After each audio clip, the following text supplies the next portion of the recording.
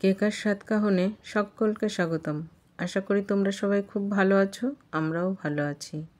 ঘরে বানিয়েছিলাম ট্যাংরা মাছের রসা। একদম ভিন্নভাবে ভিন্ন স্বাদে খেতে হয়েছিল অসাধারণ। একবার খেলে বারবার আঙুল চেটে খেতে ইচ্ছা করবে, এতটাই টেস্টি ছিল। তাহলে আসো দেখে নিই কীভাবে করলাম, সঙ্গে থাকো। ট্যাংরা মাছের রসা করার জন্য সবার প্রথমে ট্যাংরা মাছগুলোকে খুব ভালো করে ধুয়ে পরিষ্কার করে স্বাদ অনুযায়ী নুন, হলুদ আর সামান্য সর্ষের তেল দিয়ে খুব ভালো করে মেখে রেখে দেবো 10 মিনিটের জন্য। যেহেতু ট্যাংরা মাছ খুব তেলে দিলে ফোটে, ওই জন্যে একটু তেল দিয়ে মাখিয়ে নিলে কিন্তু সেটা কম ফাটে। কড়াইতে তেল গরম করে নিয়েছি। এখন অর্ধেকটা মাছ আমি ভাজার জন্য দিয়ে দিয়েছি। মাছগুলোকে উল্টে পাল্টে বেশ লালচে রং ধরিয়ে ভেজে নিতে হবে। দেখতেই পাচ্ছ মাছটা ভাজলাম, একটু কিন্তু তেল সেভাবে ছিটাইনি, যেহেতু সর্ষের তেল মাখিয়ে নিয়েছিলাম। মাছ খুব ভালো করে ভাজা হয়ে গেছে।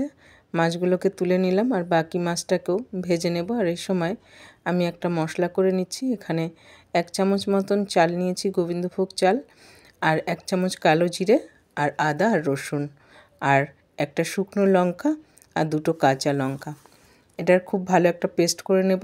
আর এদিকে মাছ পুরো ভাজা হয়ে গেছে। মাছ ভাজা তেলের মধ্যে দিয়েছি কালো জিরে ফোড়ন আর শুকনো লঙ্কা ফোড়ন। ফোড়ন থেকে সুন্দর গন্ধ বেরোলে একটা পেঁয়াজ খুব সরু সরু করে কেটে নিয়েছিলাম, সেটা দিয়েও খুব ভালো করে একটা লালচে রং ধরিয়ে পর্যন্ত ভেজে নিতে হবে। পেঁয়াজের গায়ে যখন খুব ভালো করে দেখো লালচে রং ধরে গেছে, এই অবধি ভেজে নিয়ে তখন এর মধ্যে যে মশলাটা পেস্ট করেছিলাম ওটা দিয়ে দিলাম। আর এখন কিছু গুঁড়ো মশলা অ্যাড করে নিচ্ছি। ধনে গুঁড়ো, জিরে গুঁড়ো, হলুদ গুঁড়ো আর স্বাদ অনুযায়ী নুন, স্বাদকে ব্যালেন্স করার জন্য সামান্য চিনি, আর মিক্সি ধোয়া জল দিয়ে এখন মশলাটাকে খুব ভালো করে কষিয়ে নিতে হবে। মশলাটা বেশটা কষিয়ে নিয়ে তখন এর মধ্যে আমি এখন দিয়ে দেব একটা বড় সাইজের টমেটো দিয়েও খুব ভালো করে মশলাটাকে কষাতে থাকতে হবে যতক্ষণ না মশলা থেকে তেল ছেড়ে দিচ্ছে। দেখতেই পাচ্ছ মশলা থেকে কিন্তু খুব ভালোভাবে তেল ছেড়ে দিয়েছে, মানে মশলাটা খুব সুন্দর করে কিন্তু কষানো আমার হয়ে গেছে। এখন এর মধ্যে আমি ব্যবহার করেছি গরম জল। এখন খুব ভালো করে গ্রেভিতে জাল ওঠা পর্যন্ত ওয়েট করব।